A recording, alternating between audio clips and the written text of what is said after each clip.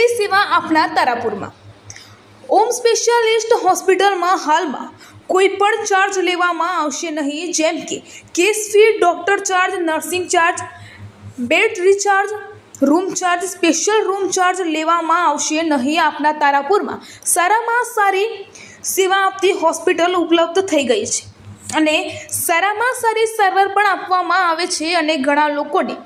સારી સારવાર પણ મળેલ છે અને અમદાવાદના પ્રખ્યાત ડૉક્ટરોની ટીમ દ્વારા આપતી સેવા જે એક